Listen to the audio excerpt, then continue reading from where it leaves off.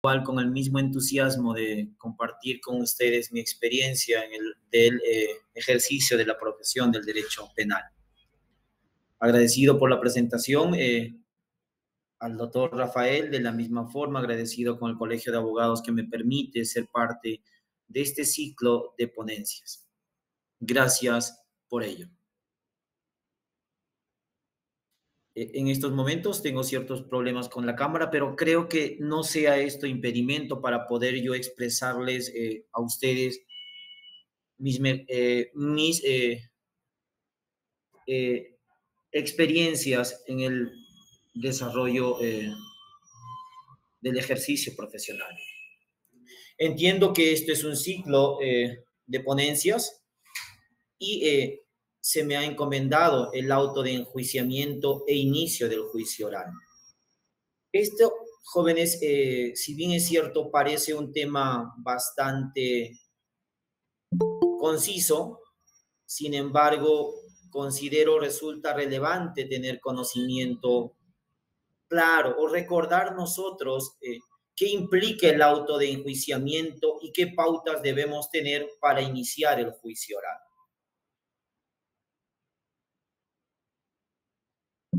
Ahora, en relación a ello, al auto de enjuiciamiento, que si bien es cierto, el Código Procesal Penal le dedica un solo artículo, pero ¿qué implica este auto de enjuiciamiento?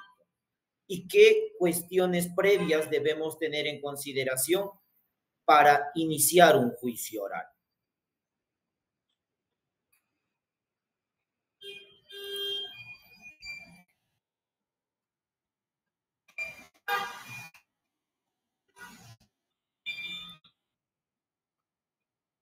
Tener un concepto del auto de enjuiciamiento, primero vamos a extraer un concepto y de ahí hablaremos un poco de este auto de enjuiciamiento y cómo lo vemos en el proceso común y cómo lo vemos en el proceso inmediato. Me permití buscar un concepto del auto de enjuiciamiento que he extraído de una sentencia del Tribunal Constitucional. Nos da el siguiente concepto: el auto de enjuiciamiento. El auto de enjuiciamiento es una resolución por la cual la autoridad jurisdiccional encargada de la etapa intermedia ordena la remisión de los actuados al juez encargado del juicio oral. Tengamos presente ello, queridos colegas, el auto de enjuiciamiento y las consecuencias jurídicas de este auto de enjuiciamiento.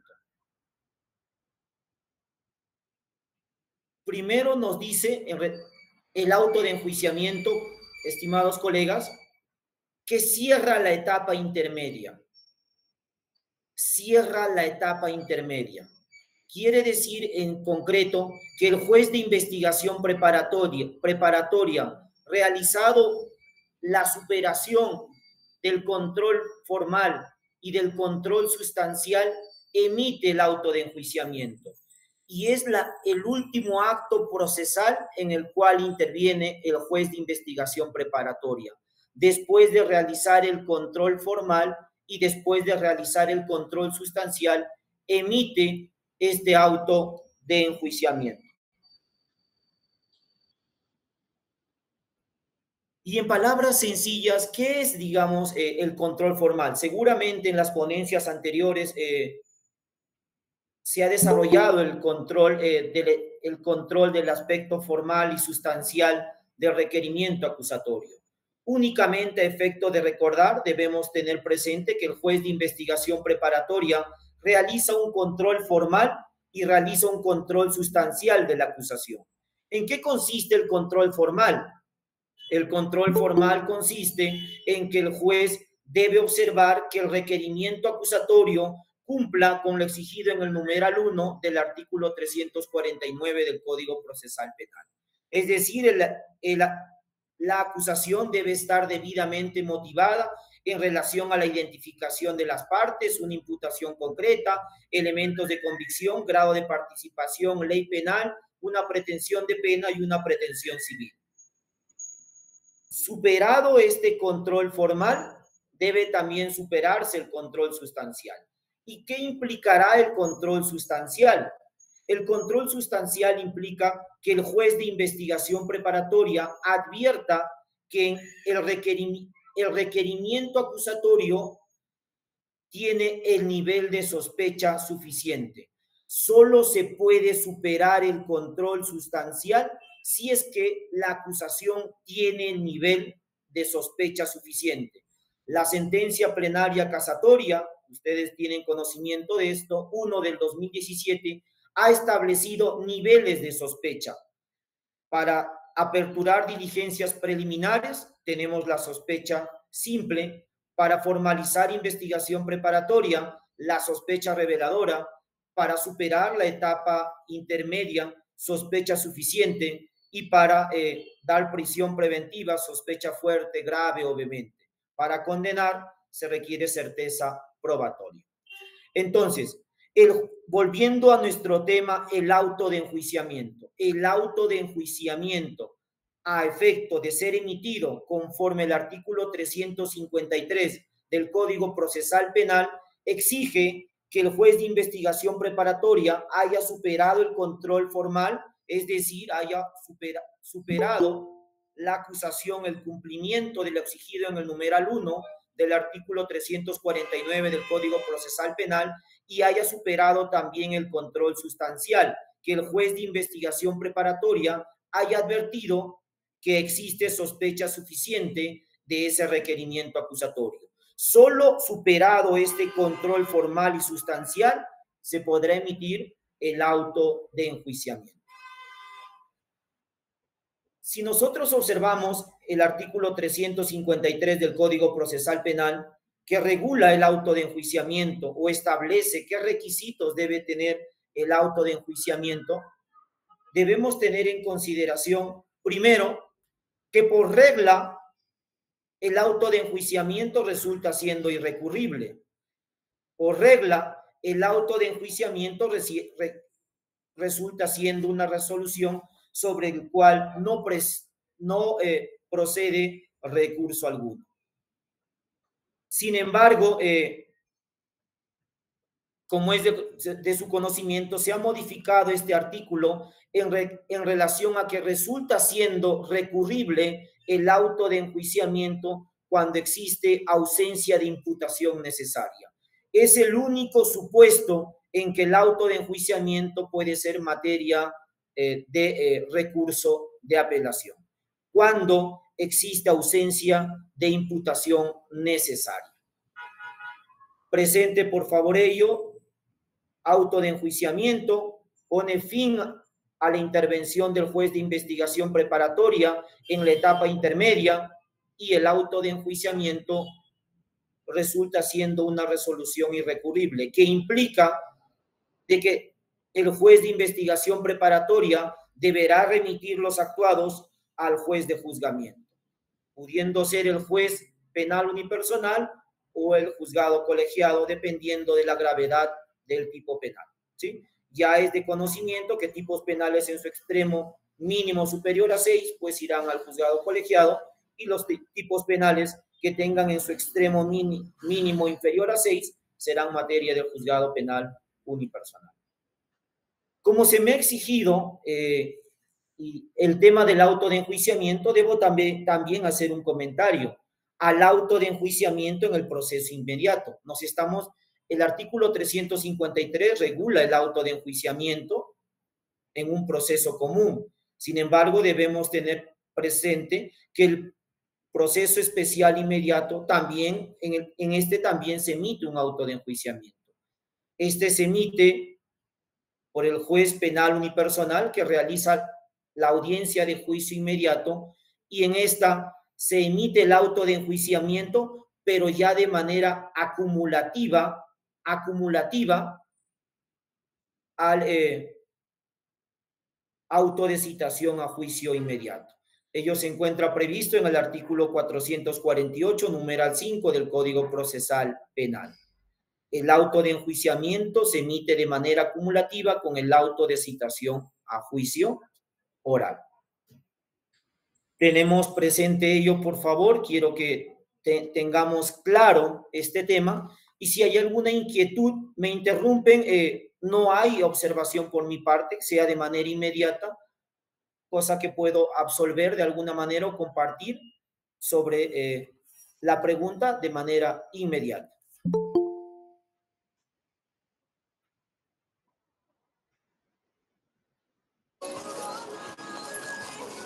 Sí, creo que una intervención, alguna intervención. Sí, se tiene un audio activado.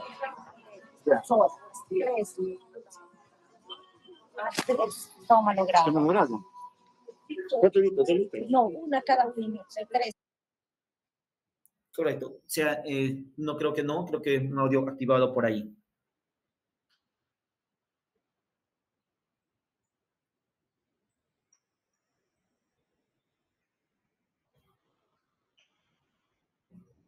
De la misma forma, posterior al auto de enjuiciamiento, se me ha solicitado que el tema incluya el inicio del juicio oral.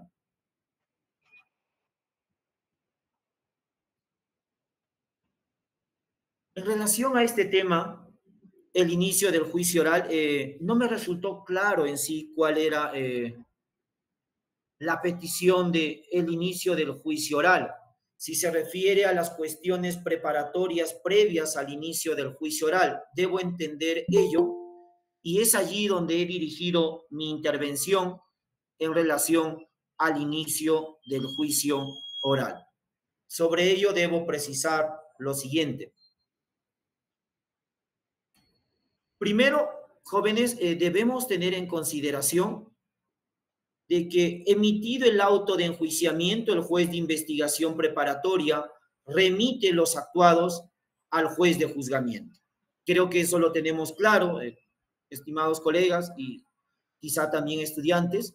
Tenemos claro que emitido el auto de enjuiciamiento, este debe ser remitido al juez de juzgamiento.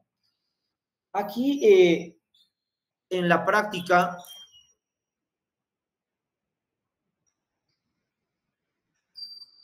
judicial, he visto una observación que lo observé cuando era defensor público, cuando era defensor privado. Es la inobservancia, jóvenes y estimados colegas, del artículo 355, antes de comentar los principios del juicio. ¿Qué es, digamos, lo que veo que es muy común que se inobserva? Y esto sin duda por la carga procesal. Debe ser de la misma forma también en el distrito judicial donde ustedes se encuentran laborando. ¿Cuál es esta observancia? El artículo 355 nos dice que el auto de citación a juicio debe ser convocado en un intervalo no menor de 10 días.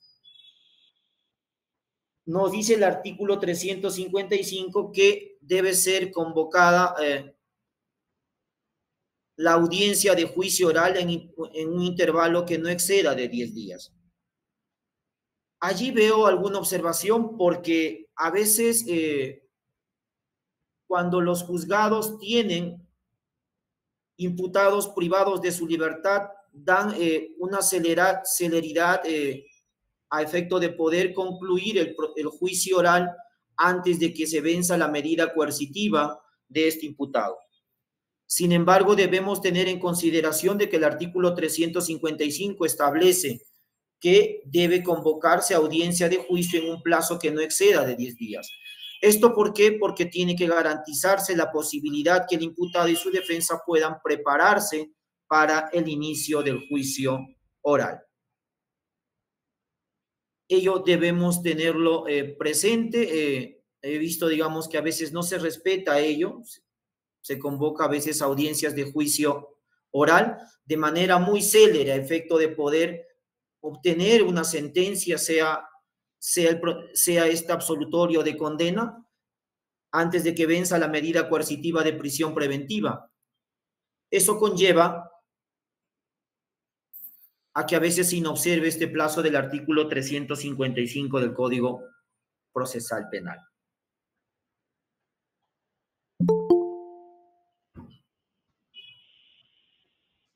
Quiero comentarles ahora, como les decía, se me ha asignado el tema de inicio del juicio oral. Entiendo por inicio del juicio oral las pautas que deban ser observadas para iniciar el juicio oral. No vamos a desarrollar, o no sé si el tema era el inicio del juicio oral refiriéndose a la etapa de alegatos iniciales, alegatos iniciales, informe de derechos, trámite de conclusión anticipada, quizá ello, y lo podemos llegar, no hay observación, pero voy a hacer hincapié en los actos preparatorios y necesarios para instalar un juicio oral. Quiero citar los principios que ya los conocen ustedes y voy a hacer énfasis en alguno de estos que considero a veces resultan de mayor incidencia su discusión y ciertas posiciones distintas en relación a ello. Nos dice que el juicio oral, en el artículo 356, debe observar ciertos principios. La continuidad del juicio. Esto quiere decir de que el juicio oral debe ser desarrollado en el menor número de sesiones, debe concentrar el mayor número de actos procesales por sesión. Identidad física del juzgador. Se convierte en necesario las partes conozcan al juez que va a juzgar la causa. ¿Y esto por qué? Porque las partes tienen derecho a poder recusar al juez que juzgará la causa. Es por ello que el auto de citación a juicio debe identificar ya quién será el juez juzgador a efecto de que las partes puedan recusar a este juez de juzgamiento. Presencia obligatoria del imputado y su abogado defensor. Las partes se convierten necesarios, se encuentran presentes. Voy a hacer énfasis, jóvenes, en la continuidad del juicio. ¿Por qué voy a hacer énfasis en esto de la continuidad del juicio? Porque he visto que resulta siendo un tema bastante especial. La continuidad, la concurrencia del juez y de las partes y la continuidad del juicio. Jóvenes, nosotros tenemos y todos tenemos conocimiento de que los juicios orales se desarrollan en sesiones continuas. Todos tenemos claro ello. Y tenemos claro también de que si el juicio no puede concluir en una sola sesión, se suspenden en sesiones que no deben exceder de 8 días hábiles. Se suspenden en sesiones que no deben exceder de 8 días hábiles. Sin embargo, ¿qué sucede, jóvenes, cuando pudiese resultar que de una sesión de juicio a la próxima sesión de juicio se excedieron los 8 días hábiles? Si de una sesión de juicio, por decir, se instaló el juicio oral el día de hoy, 29 de noviembre, se avanzó hasta la fase de prueba nueva y el artículo 360 nos dice que se puede suspender 8 días hábiles. Si no, el juicio se interrumpirá. Lo que antes se decía en el Código de Procedimientos Penales, quiebre del juicio, en este nuevo modelo procesal penal se dice interrupción del juicio. ¿Qué sucederá, jóvenes? La regla para muchos que nosotros tenemos es que el juicio se interrumpe y debe volver a empezar. Esa es la consecuencia jurídica de la interrupción del juicio. E incluso al juez se le obliga de que ponga en conocimiento del órgano de control la interrupción del juicio, porque el órgano de control tendrá que investigar por qué se interrumpió este juicio. Pero resulta que la Corte Suprema, estimados colegas, ha sido bastante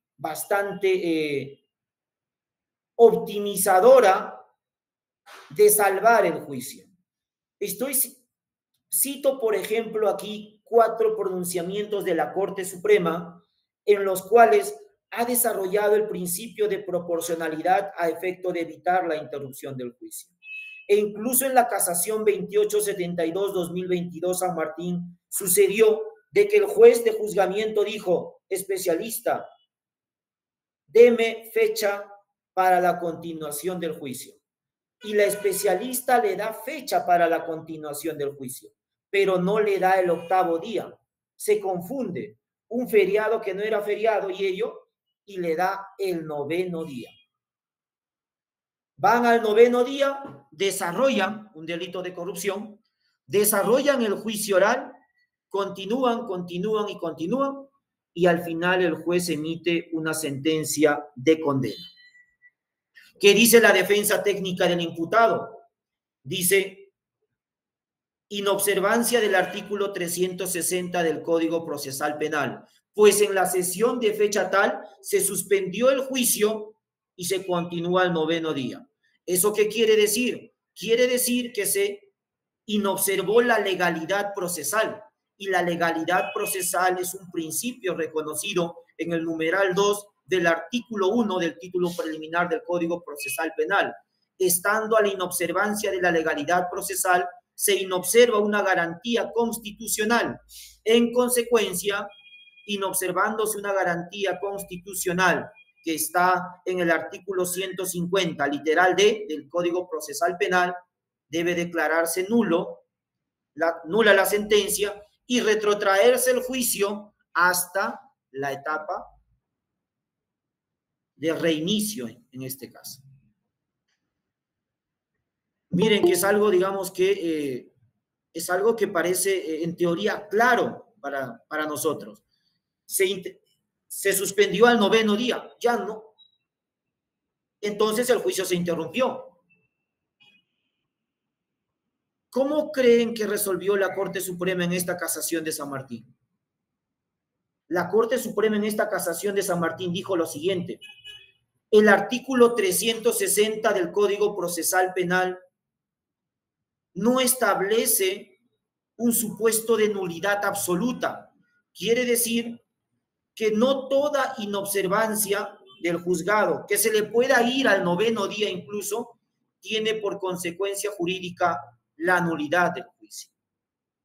La Corte Suprema salvó el juicio y dijo que el juicio estaba bien, que no, la sentencia de condena resultaba siendo correcta. ¿Y qué fundamentos adicionales dijo la Corte Suprema para poder salvar ese juicio que en teoría para nosotros y para la gran mayoría diríamos ya se había visto interrumpida porque ya se había saltado al 9º día? ¿Qué fundamentos utilizó la Corte Suprema? Primero, dijo de que para declarar la nulidad de un acto procesal, doctores, se debe desarrollar un test de nulidad. Y el test de nulidad está compuesto por 3 subprincipios. Primero, la oportunidad. La oportunidad. Quien deduce una nulidad debe hacerlo a la primera oportunidad que tiene, igual como lo dice el Código Procesal Civil. Este defensor, en el caso San Martín, asistió a la siguiente sesión, al día 9º, participó, siguió el juicio, pero como la sentencia le resultó adversa, recién dijo, no, se inobserva el artículo 360, así que nulidad de la sentencia. Dijo que el primer subprincipio se inobservó. La oportunidad no fue la primera.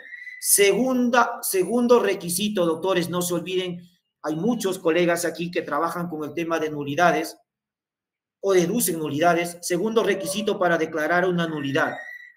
Dice que el segundo requisito para declarar una nulidad es que esté prevista por la propia norma, que su inobservancia genera nulidad. Taxatividad, en palabras sencillas.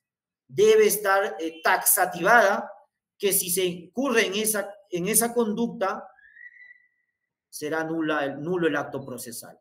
El artículo 360 no establece un supuesto de nulidad absoluta, establece un supuesto, dice, de nulidad relativa. Y el tercer requisito de una nulidad. trascendencia en la afectación de derechos fundamentales. Solo si es que cuando uno deduce una nulidad resulta siendo oportuna, se encuentra prevista con consecuencia jurídica de nulidad y finalmente si ha tenido trascendencia en la afectación a un derecho fundamental, puedo deducir la nulidad. Solo así se supera el test de nulidad. Entonces, ¿por qué les comento esto?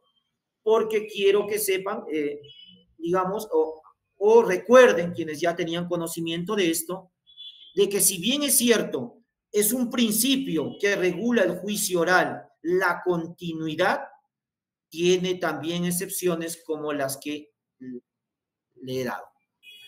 Y esa es una posición, jóvenes, uniforme, la Corte Suprema queriendo salvar juicios orales. En estos pronunciamientos también ustedes podrán observar el tema de qué pasa cuando un juez especializado titular asume como juez superior provisional. ¿Puede seguir continuando el juzgamiento como juez penal unipersonal? También la Corte Suprema ha dicho que no hay problema. Se encuentran obligados a concluir. Entonces, la tendencia de la Corte Suprema es a no nulificar y no interrumpir juicio. ¿Sí? Quiero que quede claro, estamos hablando de principios y me parecía necesario hacer énfasis en el principio de continuidad. En conclusión, el artículo 360 del Código Procesal Penal no prevé un supuesto de nulidad absoluta, sino prevé un supuesto de nulidad relativa. Ahora también quiero comentarles algo que he observado en mi experiencia que resulta siendo necesario hablar. La concurrencia del juez y de las partes.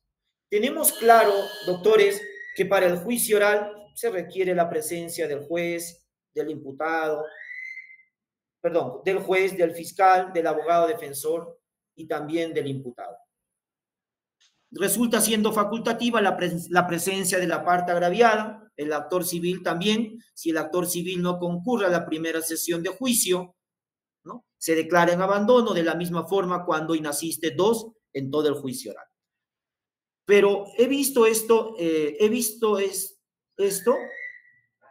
el criterio de distintos juzgados. La presencia del imputado en juicio oral. ¿Hasta cuándo será obligatoria la presencia del imputado en juicio oral? ¿Hasta cuándo será obligatoria la presencia del juicio oral?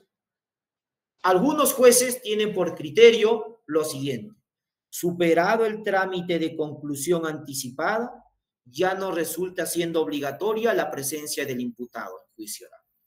Otros jueces tienen por criterio, una vez declarado el imputado, ser examinado en juicio oral, ya no resulta siendo obligatoria la presencia del juicio oral, la presencia en el juicio oral.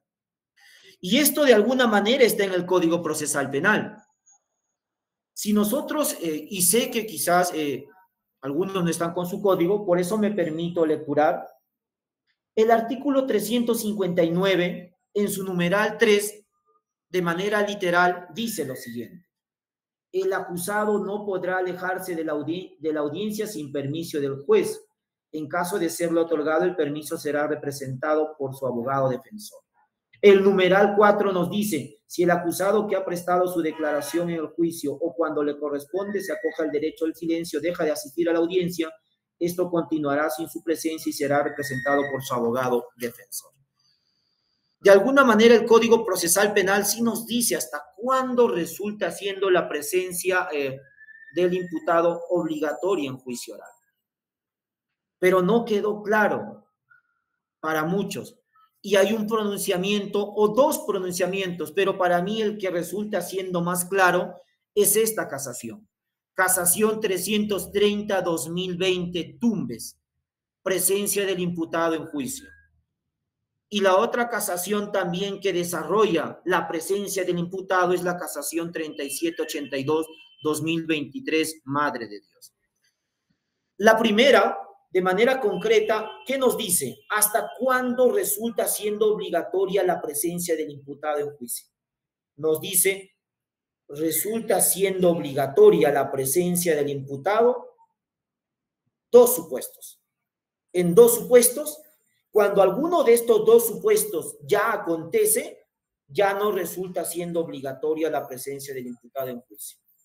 ¿Cuáles son esos dos supuestos? Primer supuesto, que el imputado haya sido ya examinado en juicio. Una vez que el imputado ya fue examinado en juicio, no resulta siendo obligatoria su presencia.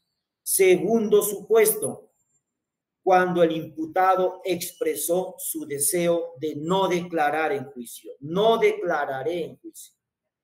Únicamente en esos dos supuestos, la presencia del imputado deja de ser obligatoria en juicio. Y puede ser representado por su abogado a la inasistencia a la audiencia. Pero ¿qué sucede? Y es muy común, no sé si en este distrito judicial de Apurímac, quizás no en el distrito judicial de ustedes. Hay muchos abogados que cuando se llega a la fase de examen del acusado, dicen, mi patrocinado se reserva el derecho de hacerlo hasta antes que concluya la actuación probatoria. Y consideran que después de decir ello, ya no resulta siendo obligatoria la presencia de su imputado al juicio oral. Esta casación 330-2020 Tumbes precisamente desarrolla ello, doctores. Precisamente desarrolla un caso, incluso de un delito de agresión sexual, en el cual el imputado dijo, me reservo el derecho de declarar. Y después de ello, no asistió, el colegiado continuó y lo sentenció. Y luego llega en casación y dice, ¿cómo? Si yo me había reservado mi derecho de declarar. ¿Y qué dijo la Corte Suprema? La Corte Suprema en ese supuesto declaró nulo el juicio y dijo que el colegiado lo que debió hacer a la inasistencia del imputado, como es de su conocimiento, si no había declarado y no había dicho que no iba a declarar, tenía la obligación de asistir. Y como no asistía, tenía que declararse reo contumaz. Ese es el criterio que se establece en esta casación 330-2020 Tumbes, que el imputado tiene que asistir hasta que declare o hasta que diga que no va a declarar. El me reservo no lo exime de asistir a juicio oral.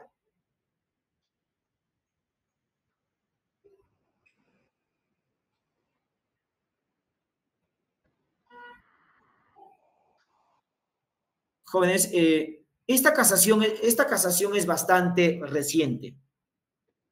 ¿Por qué estoy citando? Estamos desarrollando, yo siento, cuando me dice el inicio del juicio, estoy desarrollando temas que considero debemos tener presente su conocimiento para el juicio oral, como por ejemplo, la concurrencia de las partes, hasta cuándo el imputado debe de concurrir. Considero también que se conozca sobre el tema de la interrupción del juicio, la suspensión del juicio. Ahora, los incidentes en juicio. Este también resulta siendo un tema muy importante. Esta casación es bastante reciente, es del caso Vizcarra, del expresidente Martín Vizcarra. ¿Qué sucede? Ingreso y contextualizo los hechos para que tengan presente qué sucedió en este caso y podamos quizá entender mejor lo que nos dejó esta casación. Ya. Tenemos claro, y eso colegas ustedes lo conocen, que el artículo 362 del Código Procesal Penal establece que se pueden deducir incidentes en el juicio oral. El artículo 362 establece de que se pueden deducir cuestiones incidentales en el juicio oral. Pero ¿qué sucedió en este caso de Vizcarra? ¿Y por qué resulta tan especial? Y quizás incluso puede virar nuestra forma de ver la instalación del juicio. Sucede que al expresidente Martín Vizcarra, en la etapa intermedia, se le acusa vamos a decirlo, por dos tipos penales. Se le acusan por dos cohechos y se le acusa por una colusión. El juez de investigación, no, se le acusa por dos cohechos y en relación a la colusión, el fiscal pide sobreseimiento. Entonces nos encontramos ante un requerimiento mixto. Se pedía por un lado acusación y se pedía por otro lado sobreseimiento. ¿Qué sucede? La jueza de investigación preparatoria discrepa. La jueza de investigación preparatoria discrepa del extremo del sobreseimiento. Entonces dice, ¿sabe qué? Estoy en desacuerdo y eleva en consulta el sobreseimiento al fiscal superior para que ratifique o para que rectifique. ¿Pero qué sucedió? Dio trámite al extremo acusatorio. Dio trámite al extremo acusatorio. En relación al extremo acusatorio, le dio trámite.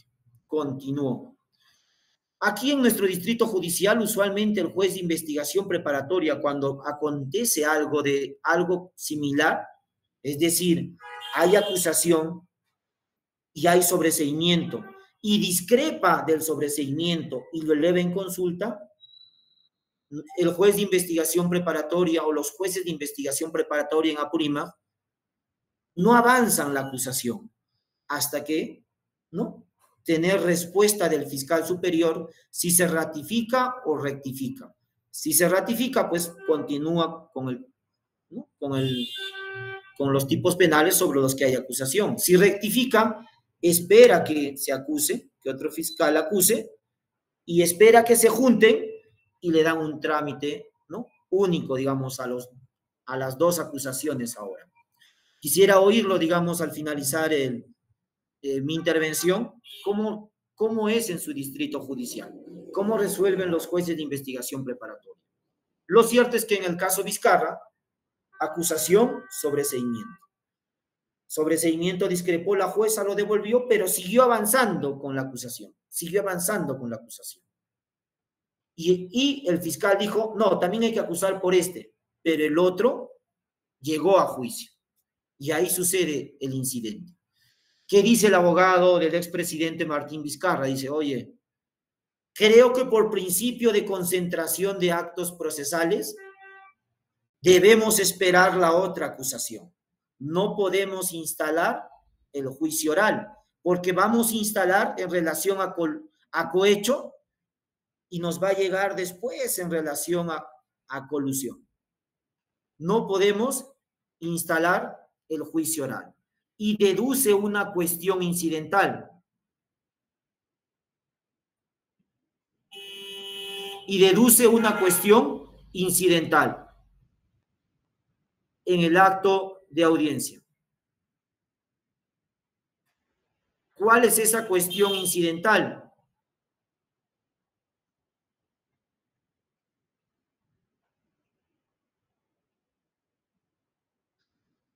Que no se puede instalar el juicio oral. Frente a esa cuestión incidental, se declara, la rechazan. No recuerdo si la declaran infundada o improcedente, creo que la declaran improcedente, la rechazan. Posterior a ello, interpone nulidad de actos procesales, que es declarado improcedente. Después se va en recurso de queja y luego al final llega en casación. Pero ¿qué es lo interesante de este pronunciamiento de la Corte Suprema? Dice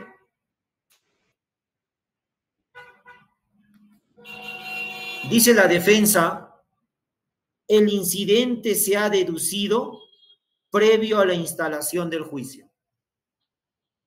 y como se ha deducido previa a la instalación del juicio, debe resolverse antes de darse continuidad al juicio. ¿Y qué dicen los jueces? No, dicen esto, y eso es lo especial, y dicen los jueces que una vez que se acreditan las partes, ya el juicio se ha instalado. Una vez que se acreditan y están todas las partes necesarias para el desarrollo del juicio, el juicio se ha instalado. No se requiere que se exprese de manera literal, se declara válidamente instalado el juicio oral. Dice que la asistencia de las partes necesarias para instalar la audiencia ya de por sí dan, digamos, por instalada la audiencia de manera tácita. Entonces llega a la Corte Suprema y la Corte Suprema dice efectivamente, con la sola acreditación de las partes, fiscal, defensas, imputado, ya se había instalado el juicio. No importa que se haya deducido la cuestión preliminar, la cuestión incidental previa al juicio oral. Y esta frase lo dice de manera literal. Las cuestiones preliminares, así como esto, forman parte del periodo inicial del juicio oral y tras su resolución se prosigue con el juicio oral. Esto resulta siendo especial, ¿por qué?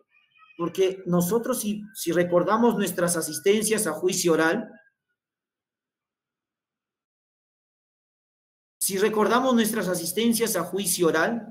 nosotros observamos de que vamos a juicio oral y usualmente allí presentan una cuestión incidental. Mi patrocinado está enfermo y el juez dice, está bien, cuestión incidental fundada y lo voy a reprogramar. Y cuando se reprograma una audiencia, no se observa el artículo 360 del Código Procesal Penal. Es decir, no se reprograma dentro de 8 días, se reprograma de acuerdo a la agenda, a veces 1 mes, 2, 3, 4 meses. Pero si nosotros entendemos esta casación, nos resultaría bastante especial. ¿Por qué? Porque esta cuestión incidental, según la Corte Suprema, ya se habría dado una vez que el juicio está instalado. Como dice aquí, es una cuestión preliminar en el periodo inicial del juicio, ya dice. Entonces, tendríamos que no reprogramar, sino tendríamos que suspender.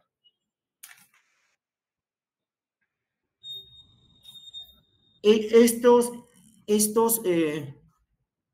pronunciamientos me han resultado bastante especial, digamos, transmitirlos a ustedes y conversar sobre ello. No sé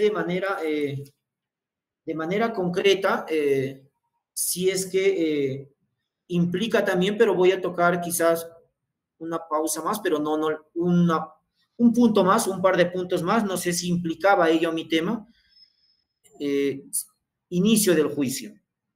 No sé si por inicio del juicio se entiende ya también los alegatos de apertura y todo ello, o simplemente implica qué se requiere para el inicio del juicio, qué cuestiones deben tomarse en consideración para iniciar un juicio. Voy a tocar, y con esto creo que es un punto que sí guarda relación al que se me ha invitado a exponer, la instalación del juicio. Creo que esto no resulta para ustedes, estimados colegas, de demasiada, digamos, redundancia, hablar sobre la instalación del juicio. En relación al juicio, pues tenemos claro quiénes deben de participar, quiénes deben de encontrarse en la audiencia de juicio oral. Los únicos que deben de manera obligatoria encontrarse en el juicio oral es fiscal, juez, imputado y su defensa. Son los únicos que requieren de manera obligatoria encontrarse presente en la audiencia de instalación de juicio. Ahora, en relación al tema del tercero civil responsable, al tema del agraviado al tema del actor civil, su presencia no resulta siendo obligatoria en el juicio oral. Eso también lo tenemos presente. Finalmente, en relación a este tema, a la inasistencia pues del imputado, ya tenemos presente, debemos tener presente que se instala con el imputado, si no, si su inasistencia es de manera injustificada, reo contumaz.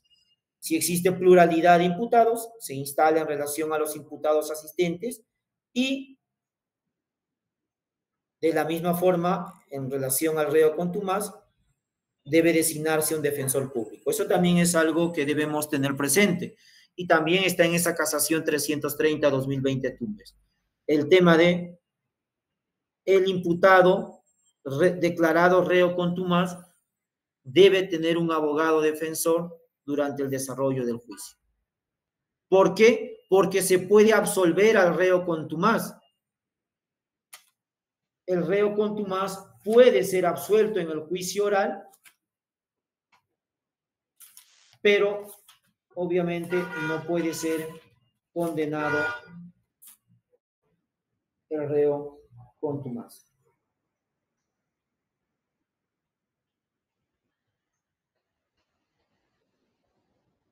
Sí, ello está previsto en el artículo 79 del Código Procesal Penal. A la doctora Zaida, no sé, si mi tema, digamos, implica el ingreso a otros puntos o creo que con lo expuesto sobre el auto de enjuiciamiento y los actos preparatorios para el juicio oral,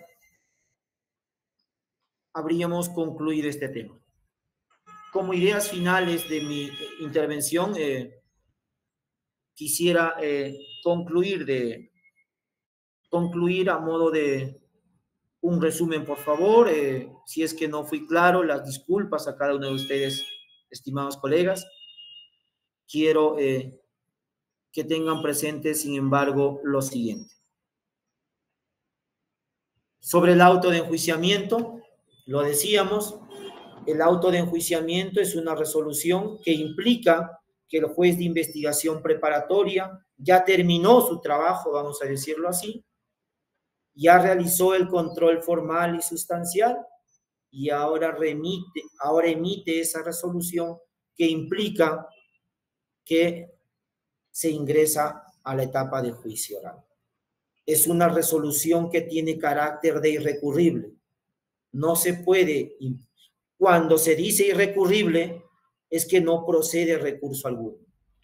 Allí quiero aclarar algo. A veces he oído algunos abogados que cuando, por ejemplo, se menciona el artículo 373, prueba nueva, es irrecurrible, doctor. Interpongo recurso de reposición. Doctor, es irrecurrible. No estoy apelando, estoy interponiendo recurso de reposición. Cuando el Código Procesal Penal te dice irrecurrible, quiere decir que no procede recurso alguno. La reposición también es un recurso. En el caso del auto de enjuiciamiento es irrecurrible. Esa es la regla. La única excepción es cuando existe afectación a la imputación necesaria. Cuando existe afectación a la imputación necesaria, sí es apelable el auto de enjuiciamiento únicamente en ese extremo. Y se preguntarán o lo tendrán claro algunos, y mientras se apela el auto de enjuiciamiento en el extremo de imputación necesaria, ¿se suspende el proceso? No se suspende el proceso, el juez envía al juez de juzgamiento, el juez de juzgamiento convoca a la audiencia de juzgamiento, mientras se resuelve en la sala penal. Pero los jueces por estrategia, en mi juzgado también por estrategia, programo audiencia preveyendo que se resuelva, ¿no?, esa apelación al auto de enjuiciamiento en relación a la imputación necesaria. Preveo ese tema. preveo ese tema, creo que he visto muchos juzgados de juzgamiento hacen eso, o sea, les llega un auto de enjuiciamiento, tienen y dicen, he observado que ha apelado el auto de enjuiciamiento en el extremo de imputación necesaria. Si lo programa audiencia dentro de un mes, quizás la sala dice nulo el auto de enjuiciamiento en el extremo de imputación necesaria, va a tener que volver a realizarse una audiencia complementaria ante el JIP y yo ya estoy juzgando.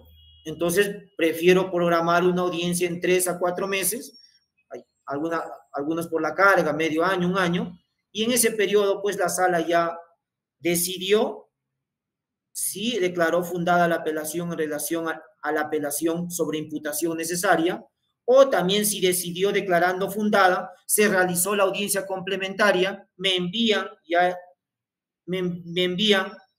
el auto de enjuiciamiento complementario y ya pues yo le empato, he programado audiencia de medio año. Por cuestiones prácticas se realiza esto. Porque a efecto de que no pueda acontecer, claro está que no se encontraba previsto aún, pero a efecto de que no pueda acontecer algo como aconteció, redundo, en el caso de Keiko Fujimori. Keiko Fujimori, el caso siempre se cuestionó imputación necesaria. Y el juicio avanza hasta la mitad. Y después de estar avanzado hacia la mitad, tiene que retroceder. Porque dice que no había imputación necesaria. Pero esto se extendió a Keiko, porque no fue Keiko quien lo interpuso primero ante el Tribunal Constitucional. Pero fue uno de los coimputados que dijo esto, imputación necesaria, y se tuvo que retrotraer. A efecto de que no suceda ello, los jueces estamos estilando, y seguramente también en su distrito judicial, de que programamos nuestra audiencia para aquí, pues, 6 meses. En esos 6 meses, pues, se decidirá si hubo imputación necesaria correcta o no. Hasta ello ya se superará ello. También resumo, quiero continuar y luego voy a hablar, cierro con un tema muy importante para mí. Principios del juicio, doctores, ustedes ya lo conocen, el principio de concentración de actos de juicio, principio de continuidad del juicio, identidad física del juzgador y presencia obligatoria del imputado y su defensor. En relación a ello, concurrencia de las partes, hemos tocado el tema de presencia del imputado en juicio hasta cuando resulta siendo obligatorio. Hemos hablado también de la interrupción del juicio.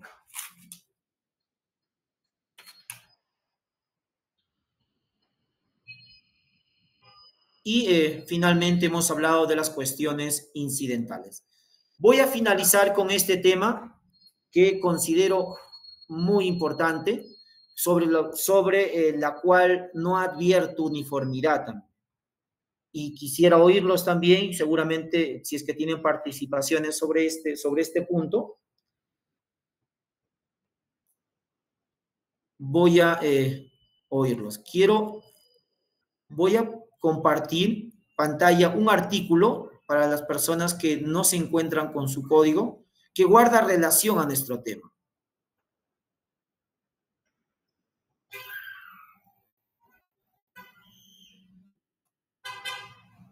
Guarda relación a nuestro tema.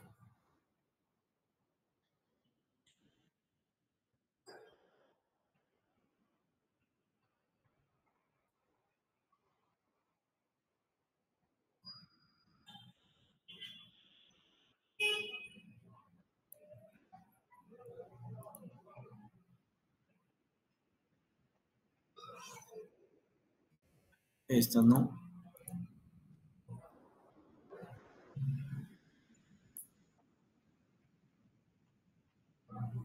Esta. Jóvenes, ¿por qué estoy compartiendo esto? Porque quizás van a advertirlo o quizás tienen ustedes posición sobre este tema. El artículo 154 en su numeral 4 es un artículo que está trayendo mucha controversia. Nos dice, la declaración de nulidad de actuaciones realizadas durante la investigación preparatoria, no importa la reapertura de esta. Asimismo, las nulidades declaradas durante el desarrollo del juicio oral no retrotraerán el procedimiento a la etapa de investigación o a la etapa intermedia. ¿Qué nos dice este artículo del Código Procesal Penal y por qué está trayendo bastantes inconvenientes? Nos dice que las nulidades declaradas durante el desarrollo del juicio oral no retrotraerán el procedimiento a la etapa de la investigación o a la etapa intermedia. Y algunos jueces o magistrados formalistas en juicio oral observan de que puede haber llegado a juicio oral una acusación que no fue debidamente saneada, una acusación que quizá no identificó a una parte agraviada, que no resultaba difícil su identificación. O incluso a mí me ha sucedido, ha llegado a juicio oral un hecho en agravio de 3 personas. Y resulta que una de las personas ya estaba fallecida y todo el proceso de etapa intermedia llega a juicio con un agraviado fallecido. Y es un concurso real, quiere decir hechos independientes. Y el agraviado fallecido es exclusivamente agraviado de un hecho. Entonces, llega a mi juzgado y observo lo siguiente.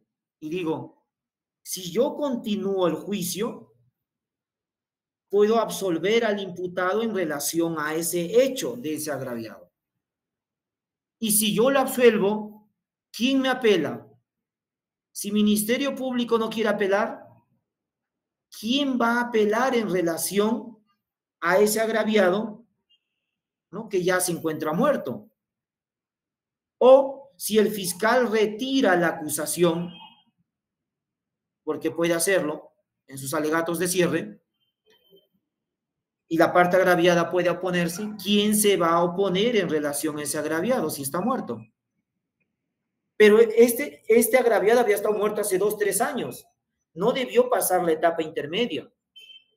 Entonces, si yo observo el artículo 154 en su numeral 4, nos dice que yo no puedo retrotraer el proceso hasta la etapa intermedia. Nos dice que no puedo hacerlo. Sin embargo, debemos tener en consideración un pronunciamiento que ha esclarecido ese punto o nos da luces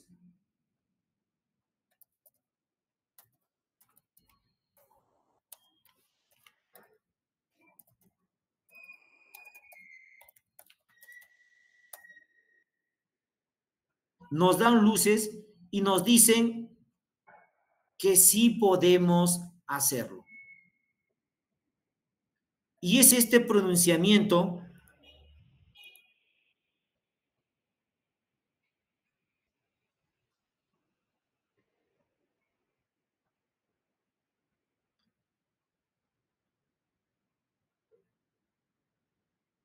la casación 1590-2018 Arequipa.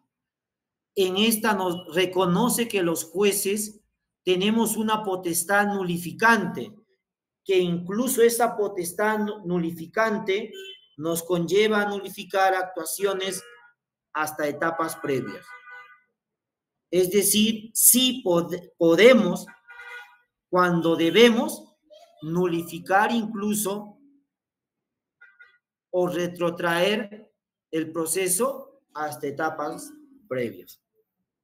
Sí, como en ese caso que yo les comentaba, y así lo decidí, lo nulifiqué hasta la etapa, ¿no?, intermedia. Y que allí se determine quién es la parte agraviada o quiénes son los herederos, digamos, de este agraviado fallecido. ¿Por qué? Porque esa acusación no debió pasar así, porque esa acusación incumplió algo que le exige la norma procesal. El numeral 1 del artículo 349, es decir, al realizar el control formal, nos dice en su literal G que la acusación debe estar debidamente motivada en relación a qué. Nos dice en su literal G el monto de la reparación civil, los bienes embargados o incautados al acusado o el tercero civil que garantizan su pago y la persona a quien corresponda percibirlo. Es decir, esa acusación que llegó con un muerto como agraviado no pasó un control formal como debía de pasarlo. Y es por ello que, se incurrió, en inobservancia el derecho de la parte agraviada. Y por ese motivo fue que tuvimos que devolverlo para que se superara ello. Ya ustedes tienen conocimiento que el derecho de defensa no es de exclusividad del imputado. El derecho de defensa también es parte de todos los sujetos procesales. E incluso en su artículo 9 del título preliminar del Código Procesal Penal, en su numeral 3, se reconoce que la parte agraviada tiene derecho a ser oída en juicio oral. Entonces, quería terminar con ello, el tema que se me asignó, el auto de enjuiciamiento y los actos preparatorios para el juicio oral, o los actos de inicio para el juicio oral. Ya ustedes tienen conocimiento en relación al juicio oral, está compuesto, alegatos de apertura, ¿no? Informe de derechos, trámite de conclusión, prueba nueva, examen del acusado, actuación probatoria, partimos por la documental, testimonial, pericial. Después de ello pues obviamente concluimos con pruebas excepcionales, alegatos de cierre y autodefensa. Eso ya es el juicio en sí en su fase de desarrollo. Estoy presto en relación a los temas que he expuesto y si otros también estuviesen a mi alcance absolverlos, poder compartir con ustedes mi experiencia. Reitero mi agradecimiento a quienes me han invitado a ser parte, de este diplomado o de este curso. Agradecido con ellos y agradecido con ustedes por haberme prestado su atención en esta hora y 10, hora y 15, hora y 20 aproximadamente. Sé que es un sábado bastante quizás especial para todos, pero encantado y agradecido de poder compartir con ustedes mi experiencia en el ejercicio de la profesión. De verdad que para mí es un honor, agradezco nuevamente al Colegio de Abogados por la invitación, espero no sea la última y de la misma forma también reiterarles que estaré presto siempre a compartir.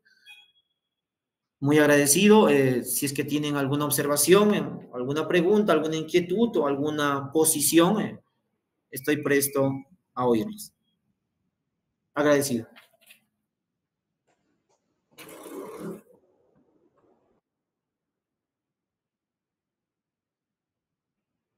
Buenas noches. Buenas noches, doctora. Sí, buenas noches, doctor.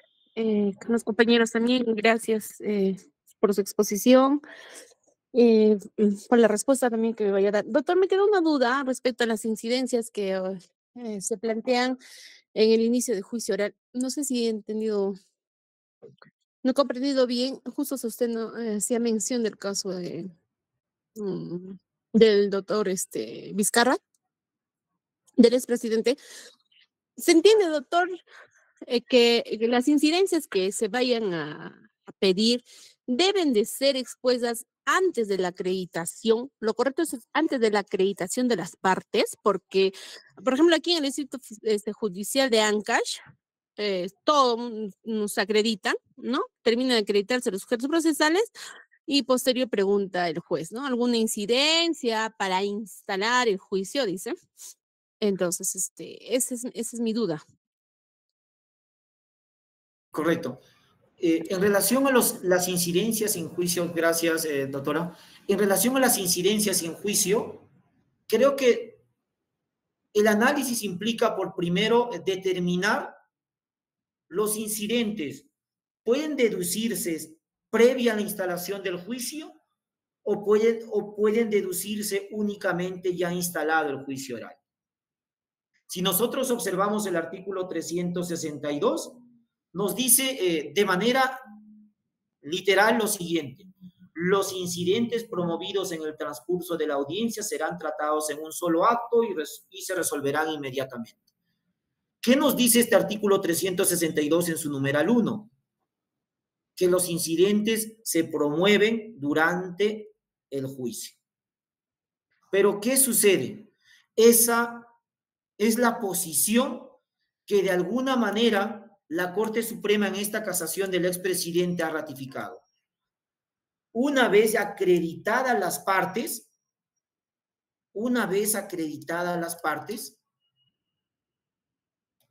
ya el juicio está instalado.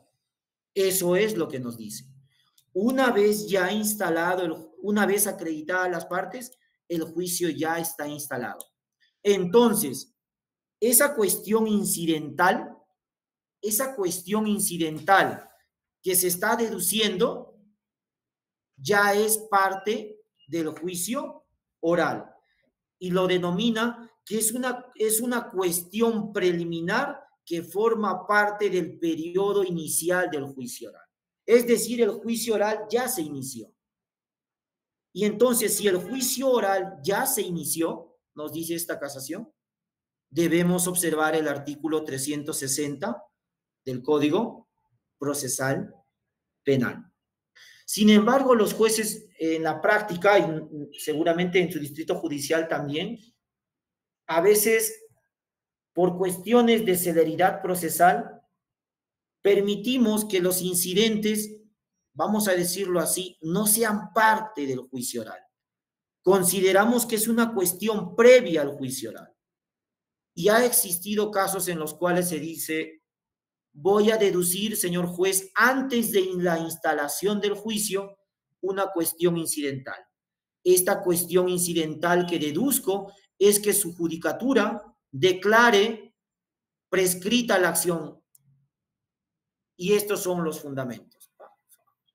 Expone, y a veces el juez penal dice: partes, prescrita la acción. Y a veces, vamos a verlo, al menos cómo resuelvo yo, partes, sobre la cuestión incidental deducida, Ministerio Público. Sí, efectivamente, sí he visto que efectivamente ha prescrito la acción. Entonces, parte agraviada. ¿Qué nos dice el artículo 12, numeral 3 del Código Procesal Penal? El artículo 12, numeral 3 del Código Procesal Penal nos dice que podemos absolver, podemos sobreseer, pero debemos fijar reparación civil. Entonces, a efecto de no ingresar a juicio yo reparación civil, digo, ya está prescrita. ¿Pueden ponerse de acuerdo en relación a la reparación civil? Sí, nos ponemos de acuerdo. Entonces, declaro prescrita la acción penal, fijo reparación civil y termino mi proceso. Antes, considero yo, de instalar el juicio oral. Pero esta casación nos ha dicho que no, la acreditación, y ya entendemos de que ya estamos, la cuestión incidental ya es parte del periodo inicial del juicio oral. Por eso que resulta muy especial, porque no he observado una casación similar a ello, digamos. Lo he mencionado porque quiero que lo tengan presente, me pareció bastante especial, pero sí comparto con el criterio de algunos jueces de su distrito judicial, doctor, en el sentido de que yo considero personalmente de que sí hay cuestiones incidentales previas al juicio oral, como por ejemplo la que les mencionaba. Si ha llegado a juicio oral y yo observo, digamos, he observado y digo, oye, aquí estoy observando que ha llegado a juicio un agraviado muerto. ¿Cómo voy a instalar el juicio oral con el agraviado muerto? ¿Quién va a ejercer defensa de los intereses del agraviado muerto? No, aquí hay una cuestión incidental previa a la instalación del juicio y tengo que devolverlo. Yo sí creo en la existencia de cuestiones incidentales previas al juicio. Si bien es cierto, esta es una casación, no resulta siendo vinculante, pero nosotros debemos tener en consideración de que debemos optimizar el derecho a la tutela judicial de la parte agraviada y de la misma forma el derecho del imputado a ser juzgado en un plazo razonable y el derecho de ser juzgado también del imputado observando garantías. Este deber nos exige el artículo 44 de la Constitución Política del Estado, observar derechos humanos, y observamos el artículo 139.3, que es debido proceso. Así que optimizando esos derechos constitucionales, yo creo en los incidentes previos a la instalación de juicio. Y si se tiene que devolver, se tiene que devolver.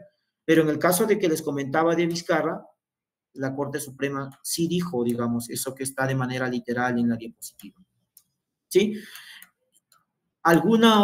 Gracias, espero haber satisfecho su interrogante, doctora. Quizás, doctor Armando. Buenas noches. Sí. Buenas noches, doctor Armando. Sobre lo último que está tocando, hay casos y casos. Hay que verificar sobre qué caso se refiere para una incidencia antes de instalarlo, ¿no? Se me viene a la cabeza, por ejemplo, un tema donde el abogado cambió de domicilio y no se enteró nunca de la citación para el juzgamiento. Y sin embargo se presenta el imputado, quien refiere que mi abogado es otro y que ha presentado otro escrito, ¿no? Por eso hay que tomarlo eso tema por tema. Mi pregunta va sobre otro caso, doctor. A ver, usted sabe que muchas veces los fiscales hacen su requerimiento acusatorio por un determinado delito y resulta que este delito tiene varios supuestos. Sin embargo, nunca precisan en cuál de los supuestos debe de aterrizar su acusación. Simplemente de manera generalizada va a la pesca. El juez el JIP de investigación preparatoria dicta su auto de enjuiciamiento y simplemente señala el tipo penal, sin tampoco precisar en cuál de los supuestos de ese tipo penal es que estaría aterrizando el requerimiento acusatorio. Pues bien, pasa al juez de juzgamiento.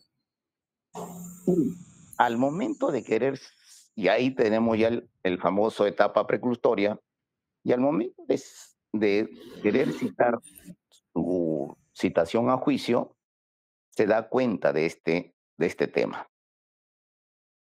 Tiene facultad el juez de juzgamiento de devolvérselo al juez de juzgamiento para que él también devuelva a su vez o observe ese requerimiento acusatorio y devolvérselo al fiscal, si habrían precluido todas las etapas.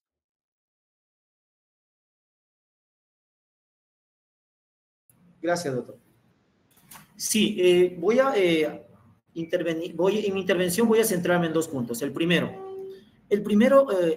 punto, comparto, y doctores, y esto también creo que todos debemos tenerlo claro, lo que señala el doctor Armando. Debemos tener presente que en el derecho no existe, digamos, una regla que resulte siendo de aplicación a todos los casos de manera tasada. Cada caso debe evaluarse de manera concreta. Cada caso resulta siendo especial.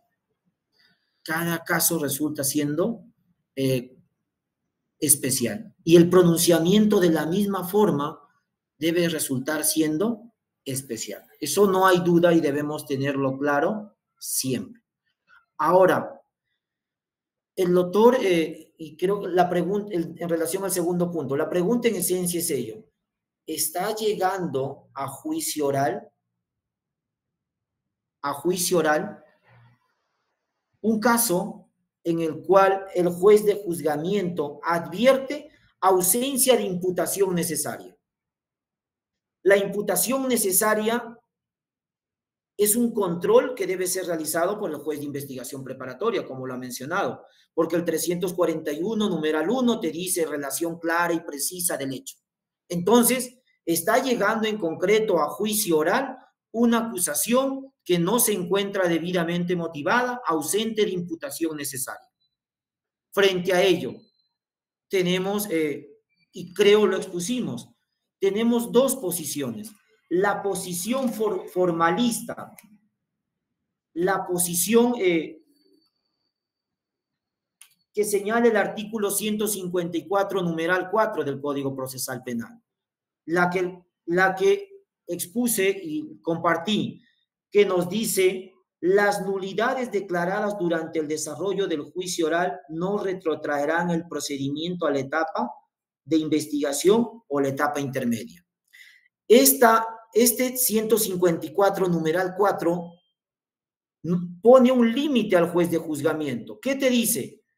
Que si tú adviertes de que existe ausencia de imputación necesaria y la ausencia de imputación necesaria recae sobre el derecho de defensa, y el derecho de defensa tiene reconocimiento en el artículo 139.14 de la Constitución Política del Estado, pero el artículo 154, numeral 4 del Código Procesal Penal te está poniendo un límite y te dice: pese a que tú, Luis, adviertas ausencia de imputación necesaria, que es manifestación del derecho de defensa, no puedes retrotraerlo hasta la etapa intermedia, te dice el artículo 154, numeral 4. Sí, doctor Armando, termino y le concedo. Pero esa es una posición formalista. ¿Por qué? Porque el juez penal no deja de ser un juez constitucional. Y cuando advierta un supuesto de nulidad que considera absoluta, no puede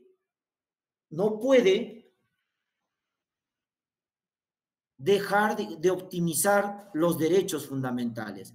Y precisamente esta casación que está compartida te da esa posibilidad de que puedas retrotraer a la etapa previa. ¿Por qué? Porque tú no puedes consentir, digamos, que esa acusación ausente de imputación necesaria ingrese a juicio, porque lo que vas a generar podría ser como resultado tener impunidad.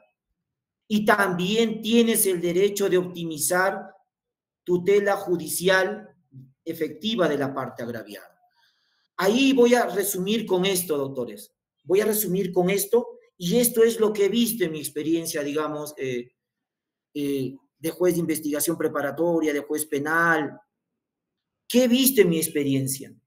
He visto que mucho depende del perfil del magistrado, porque estará el magistrado que considera que las partes deben asumir las consecuencias de su acción o inacción en el proceso. Y si el fiscal resultó cometiendo o inobservando el deber que le exigía, la sentencia debe emitirse y debe ser de fondo, y si ha de absolverse, debe absolverse. Y tenemos a los jueces que dirán: no, si bien es cierto está el formalismo, pero no dejo de ser un juez constitucional, y cuando advierta nulidad absoluta la retrotraeré hasta etapas previas. Doctor Armando, sí, su intervención, doctor, y disculpe. Sí, no, doctor, esa no era mi pregunta. Mi pregunta era esto. A ver, le pongo un ejemplo.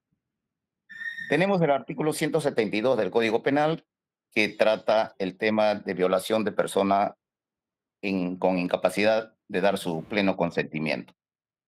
Ese articulito te señala en qué supuestos se puede cometer ese delito. Uno de ellos, el primer supuesto, es anomalía psíquica, grave alteración de la conciencia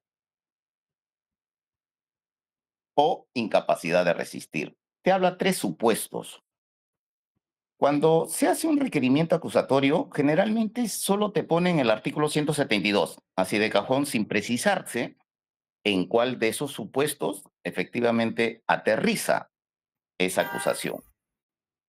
Lógico, va al juez de juzgamiento y el juez de juzgamiento advierte ese tema, que no ha precisado que en cuál de esos supuestos es que debería de aterrizar esa acusación. Yo soy del criterio, si el juez de juzgamiento también, hasta ahí es mi pregunta, si el juez de juzgamiento debe de devolver al juez de investigación preparatoria para que corrija ese auto de enjuiciamiento y el resultado sería devolvérselo al fiscal para que éste corrija. Pero si en caso no advirtiese tampoco el juez de juzgamiento, lastimosamente el juez de juzgamiento tiene que irse por los 3 supuestos al análisis de su juzgamiento, porque no ha aterrizado en ninguno de ellos. Y lastimosamente al momento de sentenciar, también por no haber sido cauteloso en su auto de citación a juicio, tendría que remitirse por los 3 supuestos, salvo que el fiscal en su intervención final aterrice por alguno de los supuestos.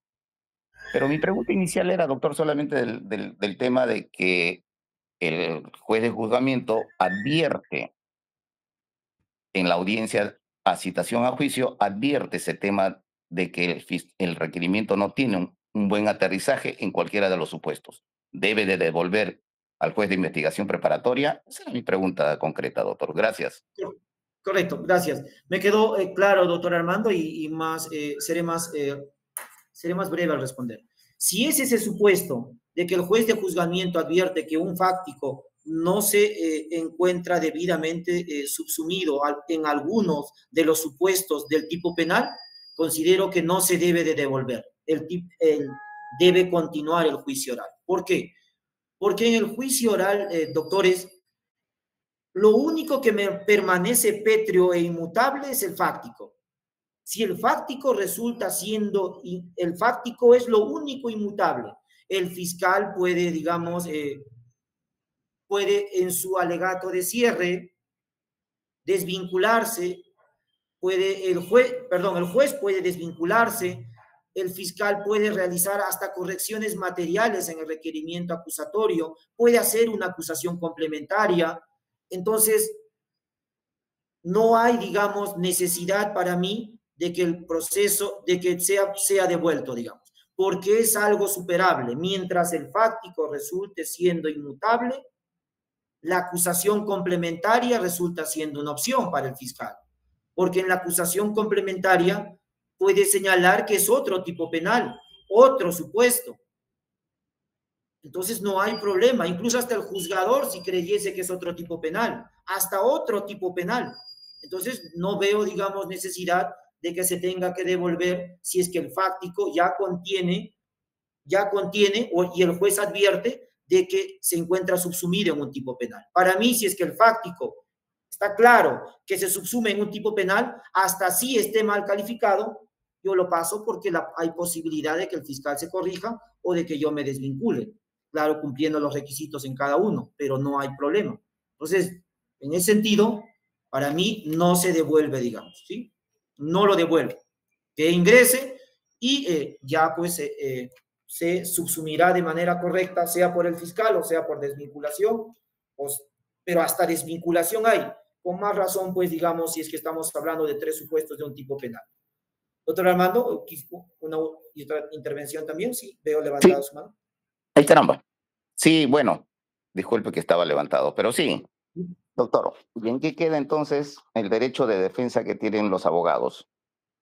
Porque si el abogado no tiene claro la imputación y el supuesto en el cual se le está acusando a su patrocinado, que también en juicio tendría que defenderse por los 3 supuestos, independientemente de la desvinculación, porque esa es una facultad del juez que lo puede hacer al final de los debates, ¿no? Pero muchas veces, no sé si por allá ocurre, acá ocurre de que tanto el fiscal como los jueces no se dan cuenta de ello y simplemente llegan hasta la sentencia con esas incidencias. Pero voy al tema del derecho de defensa a los abogados. Ellos deben de defenderse por los 3 supuestos sin saber exactamente en qué aterrizó el fiscal. Correcto. Cuando te defiendes, ¿de qué te defiendes? Cuando te defiendes, se establece, digamos, para muchos de que te defiendes de un hecho. La calificación jurídica siempre va a resultar siendo provisional. Es provisional incluso hasta los alegatos de cierre del fiscal. No te defiendes de un tipo penal, te defiendes de un hecho. Es por ello, digamos, que la Corte Suprema, y digamos, no voy a apreciar en estos momentos, pero ha sido clara, digamos, en salvar desvinculaciones, ha sido clara, digamos, en decir de que no existe afectación al derecho de defensa cuando se realizan estas acusaciones complementarias, cuando incluso hasta se realizan correcciones materiales del fiscal en sus alegatos de cierre. Es decir, hasta correcciones materiales pueden realizarse en los alegatos de cierre. El fiscal dijo que el hecho se cometió el 6 de octubre, pero resulta que no había sido el 6. Toda la acusación pasó 6, juicio 6, y resultó que el hecho había sido cometido el 10 de octubre. Hasta lo puede corregir en sus alegatos de cierre. Entonces, mientras no sea sustancial. ¿Sí, doctor Armando? Y esto por decir en qué artículo está. Doctor Armando, sí lo escucho. Bueno, doctor, siempre he dicho yo, posiciones son posiciones. Porque si usted dice de que el fiscal hasta en la última instancia de sus alegatos puede salirse del delito por el cual ha sido juzgado, está chocando pues con el derecho de defensa del abogado, porque el abogado se prepara para un determinado hecho y trata de conseguir medio probatorio para acreditar que efectivamente el día 6 es que no ocurrió o no estaba en el lugar, sino que estaba el día 10. No podría salirse de los parámetros de una acusación, porque por eso dice la acusación es concreta. No podría salirse. Y por eso le digo, independientemente de la desvinculación, ese es otro tema que no quisiera tocarlo ahorita. Correcto. Mire, quisiera, digamos, citar, por decir, dónde se faculta, digamos, al fiscal a realizar correcciones materiales, digamos. Por ejemplo, el artículo 387 en su numeral 3 señala: si el fiscal en ese acto podrá efectuar la corrección de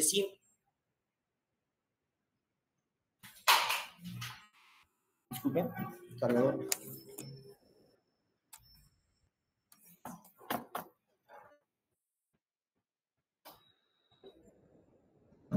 ¿Por qué, doctores? Y voy a cerrar con esto. ¿Por qué razón digo de que el fiscal sí puede, digamos, sí puede ingresar a juicio con un hecho y decir al final del juicio la calificación jurídica que di no es esa, sino es otra? Porque está facultado, digamos, primero, una acusación complementaria. Y si nosotros observamos, ¿qué te exige la acusación complementaria? La acusación complementaria, y a ver, les comparto, digamos, esta acusación complementaria. Exacto. Leamos la casación Arequipa del exgobernador Cáceres Yica. En la casación Cáceres Yica, la Corte Suprema ha desarrollado también la acusación complementaria. Y nos dice, mientras el hecho siga siendo inmutable, no hay problema. Y allí, ¿por qué se declaró nula, digamos, la sentencia de vista?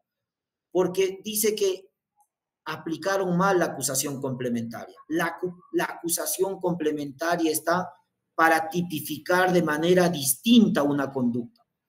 Entonces, ¿la acusación complementaria está reconocida en el ordenamiento procesal penal? Sí. El corregir errores materiales simples también está reconocido. Y nos dice pues el numeral 4 que sí se pueden corregir errores materiales en su artículo 387 el fiscal en sus alegatos de cierre. Entonces, tenemos la acusación complementaria, tenemos la corrección material, tenemos la desvinculación. Cada figura procesal tiene sus requisitos. Entonces, por el hecho para mí, mientras sea inmutable, la calificación jurídica siempre va a ser provisional. Pero, ¿sí, doctor Armando? Doctor, a ver. Respecto del tema de la acusación complementaria, nadie duda de que efectivamente el fiscal al momento de hacer su requerimiento acusatorio haga una acusación complementaria. Ese es uno. Dos, durante el proceso, durante el juzgamiento también puede ocurrir lo mismo, ¿no? De que efectivamente está viendo que aquí puede realizar una acusación complementaria. Lógico, el juez tiene que luego correr a las partes para decidir que efectivamente vamos a tratar el tema o vamos a verificar medios probatorios respecto de esta acusación complementaria, ¿no? Y al final, en los alegatos finales, pues ya el fiscal se tendrá que dilucidar por cuál de ellos va. Le comento un caso para que usted también cómo están tratando allá en su lugar. Imaginémonos que efectivamente el fiscal hace un requerimiento con una acusación complementaria, ¿no? Se van a juicio y termina, y se supone que en los alegatos finales del fiscal debería de decidir si se va por la acusación principal o se va por su acusación complementaria. Sin embargo, eso no advierte el juez y sale la sentencia. Y en la sentencia lo único que hace el juez es fundamentar los hechos respecto de la acusación complementaria. Y mi pregunta es, ¿y cómo quedó la acusación principal? ¿Debe el juez de pronunciarse también de la acusación principal para luego aterrizar en la acusación complementaria? Doctor, primero, ¿estamos diferenciando la acusación complementaria de la acusación alternativa? Usted me ha mencionado etapa intermedia. Cuando nos hablamos de etapa intermedia, entendemos que estamos hablando de acusación alternativa. A un tipo penal, a un determinado hecho, le puede atribuir dos tipos penales. Allí estamos hablando de acusación alternativa. Acusación complementaria, hablamos artículo 374, numeral 1. Y allí te dice, claro, esto es en el juicio oral. 374, numeral 1, es en el juicio oral, acusación complementaria. Y la acusación, digamos, de corrección de errores materiales, estamos hablando en el artículo 387, numeral 3 y 4. Entonces, yo estoy hablando de acusación complementaria, no de acusación alternativa. En la acusación complementaria es clarísimo. Correcto. Su pregunta es por la acusación alternativa. No. Ya, con la complementaria que se puede dar durante el juzgamiento cuando advierte que se habría producido otros hechos, pero para eso tiene que llevarse pues a cabo algunas audiencias donde se trate efectivamente ese tema y se advierta también los medios probatorios para ese nuevo tema que el fiscal está haciendo su acusación complementaria, ¿no? O sea, tiene el fiscal esa opción de la complementaria y tiene el juez de desvincularse. El tema no pasa tanto por eso, doctor. Por eso le decía yo del derecho de defensa que tienen los acusados, que si efectivamente ellos saben perfectamente cuál es la imputación concreta y dónde está el supuesto que ampare ese tema, eso es lo que se va a juicio. Que independientemente de que el fiscal pueda hacer su acusación complementaria y el juez se puede vincular, pero imaginémonos que no sucede eso. No sucede eso ni en las intervenciones finales. Correcto. Correcto. Ya. Ese es el tema. Voy a finalizar, digamos... Disculpe más bien. No. Vamos, yo soy de las personas que digamos, siento que nuestro ejercicio profesional nos conlleva a analizar, digamos, enunciados normativos. Y al interpretar enunciados normativos, obviamente, pues, en todo el Perú no vamos a realizar una interpretación uniforme sobre todos los enunciados normativos. Y eso es lo interesante de nuestra carrera. De lo contrario, pues, no estudiaríamos la carrera de Derecho. La interpretación gramatical o literal bastaría, pero no basta la interpretación gramatical. Hay que realizar otras formas de interpretación. Yo quiero terminar con estos 3 puntos, por favor, con el doctor Armando, y agradecido por su intervención, porque me permite, digamos, hablar de estos temas, y también he oído su experiencia en ello. Primero, doctores, quiero finalizar con ello. Mi posición mi posición es de que el hecho resulta siendo inmutable en el juicio oral. La calificación resulta siendo variable en el propio juicio oral. Y considero que si existe un hecho y tiene una calificación jurídica indebida y lo advierto al inicio del juicio, considero que puedo realizar el juicio oral, porque tengo y la ley prevé figuras para que eso pueda ser corregido. Como decía, el artículo 374, numeral 1, le dice al fiscal que puede calificarlo de manera distinta. O sea, es decir, Fiscalía ve la actuación probatoria y se da cuenta o le hacemos dar cuenta, me refiero como partes, y puede calificarlo de manera distinta. El juez, y está esto en el artículo 374, numeral 1, también tiene el juez la facultad de desvincularse, también tiene el fiscal la facultad de realizar correcciones materiales, incluso en sus alegatos de cierre. Entonces, yo considero que mientras el hecho esté inmutable, no hay una afectación al derecho de defensa de manera intensa. Segundo punto, y respeto mucho el punto del doctor Armando cuando dice, oye, el derecho de defensa no debe limitarse únicamente al fáctico o al factum. Debe también considerarse que la defensa se ejerce sobre una calificación jurídica o algo de ello entendí la intervención y las disculpas por atribuirme la autoría de la frase del doctor Armando, si quizás no fue ella, pero también tiene una posición más optimizadora del derecho de defensa. Pero yo puedo sentir que mi primera posición optimiza el derecho a la tutela judicial de la parte agraviada y el derecho del imputado a ser juzgado en un plazo razonable y que vaya, porque la legalidad procesal lo prevé lo que estoy diciendo, prevé la acusación complementaria, prevé la desvinculación, prevé también el tema de la corrección materiales en la acusación. Lo prevé ello. Entonces, puede haber una posición más optimizadora del derecho de defensa. Y vuelvo a decir, habrá que evaluar el caso en concreto. No hay reglas, doctores, si ustedes lo conocen. No hay reglas. Habrá que evaluar si en un determinado caso en concreto esa recalificación del tipo, pues puede afectar un derecho de defensa. Puede afectar un derecho de defensa. Y tercero, quiero finalizar con esto. Quiero finalizar sobre este tema. Debemos tener presente de que nuestro Código Procesal Penal no se caracteriza por la mejor técnica legislativa. ¿Qué quiere decir eso? Nuestros artículos del Código Procesal Penal no se caracterizan por estar perfectamente redactados. Y es consecuencia que tenemos casaciones y acuerdos plenarios para casi todo el Código.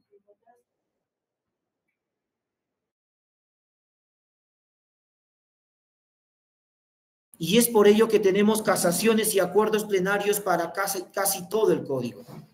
E incluso acuerdos plenarios y casaciones que difieren unos de otros. Y eso, digamos, nos conlleva a volver a apreciar de que cada caso se evalúa de manera especial. Gracias, doctor Armando, por su intervención. También dejo zanjado sobre ese tema. No sé si tienen alguna otra interrogante. Creo que ninguno. Doctor, doctor Rafael, muy agradecido. Cedo el uso de la palabra a usted. Si se me permite despedirme.